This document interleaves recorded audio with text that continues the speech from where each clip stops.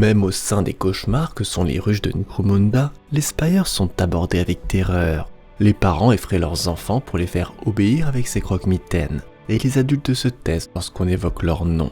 Pour les habitants de la ruche, ce sont des démons issus des ténèbres, des êtres assoiffés de sang qui tuent sans scrupule ni pitié.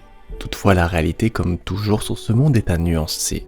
Ce ne sont ni des diables ni des fantômes, mais les filles et les fils de la maison impériale qui gouvernent depuis les flèches de la ruche Primus l'ensemble de cette planète. Frères et sœurs de haute naissance que l'on jette dans le vaste monde, tel un purgatoire afin de prouver qu'ils sont suffisamment résistants et débrouillards pour prendre la place qu'ils méritent au sein de la famille. Ainsi, dans une ruche pouvant compter des dizaines de milliards d'habitants, seuls les plus impitoyables peuvent y survivre et y régner. La plupart des Spires sont des tueurs solitaires préférant chasser leur proie et ne voulant pas partager avec les leurs les fruits de leur labeur. Car, comme dans les couloirs dorés de la maison Elmauer, les enfants du gouverneur ne s'entendent pas. Et seul un gibier de choix peut rapprocher ces meurtriers prétentieux.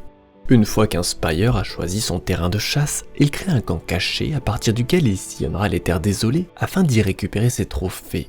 C'est l'essence même de sa mission, répandre la terreur et faire le plus de victimes possible. Il se doit de prouver qu'il est impitoyable et rusé à sa lointaine famille. Et en cela, son armure est sa meilleure alliée, une antique technologie conçue dans un seul but, faire de son porteur une horreur quasiment indestructible.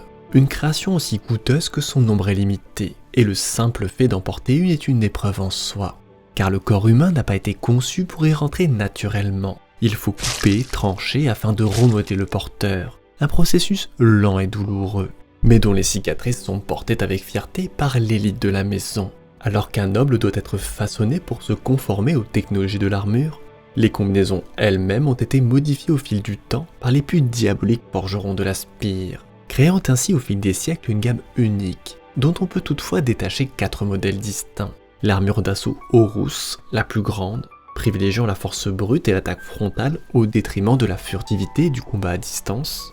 Bien protégé contre toutes les armes, sauf les plus lourdes, un Horus peut se frayer un chemin à travers presque tous les adversaires, jusqu'à enserrer sa proie de ses griffes énergétiques. Ou, s'il le préfère, il peut utiliser ses armes à courte portée, si sa victime ne mérite pas qu'il se salisse les mains.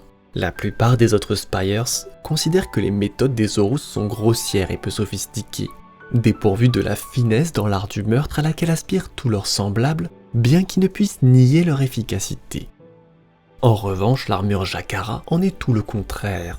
Basée sur la vitesse et l'habileté aux armes, elle associe une lame monomoléculaire à un bouclier miroir, faisant du porteur un danseur capable de délivrer des coups mortels avec une certaine grâce. Et au besoin, son bouclier, façonné à partir d'une écaille photoréceptive, peut être utilisé afin d'éblouir l'ennemi ou retourner son attaque contre lui.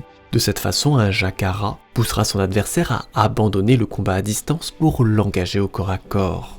En cela, l'armure Macaldon est similaire à la précédente, au sens où elle privilégie la vitesse et les combats rapprochés à la force brute et aux armes à distance. Bien que le Jakara choisira la ruse technologique et une attaque éclair, le Malkadon sera plutôt un maître dans l'art de la furtivité et la terreur. Armé de longues griffes d'escalade et d'incisives en toile d'araignée à motif ambioptérane, il sera capable d'accéder à n'importe quel point de la ruche afin de neutraliser sa proie. Enfin, l'armure Yeld intègre, elle, des ailes mécaniques sophistiquées, permettant à son porteur de planer et de plonger sur le champ de bataille. L'une des rares combinaisons axée sur le combat à distance à l'aide de gantelets laser, afin de pouvoir tirer sur les ennemis depuis des perchoirs inaccessibles. Mais le frisson du combat est tel que nombreux d'entre eux aiment trancher l'ennemi sur les bords aiguisés de leurs ailes avant de s'envoler à la recherche d'un nouvel adversaire. Quelle que soit la manière dont ils tuent, chacune de ces armures reste une redoutable machine de guerre, qu'importe les débats interminables parmi les nobles de la maison, visant à savoir lequel serait le modèle le plus sophistiqué. Mais, quel que soit le type d'armure, elles ont toutes en commun une volonté de tester leurs capacités dans les environnements les plus hostiles. Et il existe peu d'endroits plus dangereux que la ruche Secondus. Et bien que l'on peut les voir parfois dans les sous-ruches de Necromunda, les habitants de ces lieux n'offrent que peu de défis pour de tels chasseurs. Et ceux-ci se lassent bien vite de ces proies faciles. En revanche, Secondus est un enfer extraterrestre de couloirs tortueux, rempli de prédateurs xénos, où chaque recoin cache une nouvelle horreur, et où le danger augmente de manière exponentielle à mesure que l'on s'y engouffre. un terrain de chasse idéal pour prouver sa valeur à sa famille. Alors que les raisons qui poussent la maison Van Sart dans les ruines de la ruche seconde douce sont tout autres. La recherche d'archéotechnologie et des légendaires fragments de SCS, schéma de construction standardisé qui serait à l'origine de la richesse de la maison. Une légende soutenue par les adeptes de la cybertechnica et de l'école de Zandhos, qui proclame que la restauration de Necromunda ne pourrait être obtenue que grâce à cet fragment de SCS perdu dans les cités ruches de la planète.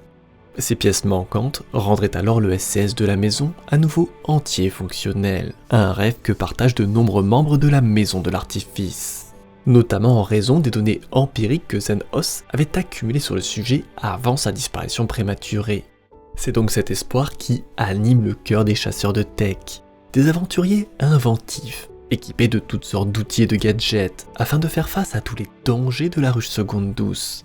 Ces explorateurs spécialisés sont sélectionnés pour leurs compétences spécifiques et leur maîtrise d'équipements uniques, comme les technomates, des ingénieurs experts dans la création de nouveaux équipements de guerre et dans la réparation des antiques machines, les biotechniques formés au mystère de la biologie et de la médecine, les augures tech, éclaireurs équipés de puissants auspex capables de trouver à la fois les ennemis et les voies cachées, et enfin les gun tech, experts dans le maniement des armes et disposant d'une panoplie d'outils aussi dangereux que variés. Ces chasseurs de tech, comme la plupart des Van Sart, sont impatients de déterrer les technologies perdues d'Arrhenius Prime, à la fois pour la gloire de leur maison, ainsi que pour leur profit personnel. Et c'est dans ce but que les explorateurs s'allient parfois avec un Spire, dont les capacités quasiment surnaturelles sont un atout pour la survie dans cet environnement. Ces derniers s'appuyant sur le tueur pour les défendre contre les pires habitants de la ruche seconde douce, tandis que le premier les utilise comme appât pour attirer les adversaires les plus puissants. Une relation qui fonctionne bien, peut-être encore plus pour le Spire, qui est souvent prompt à abandonner ses alliés si la situation venait à dégénérer.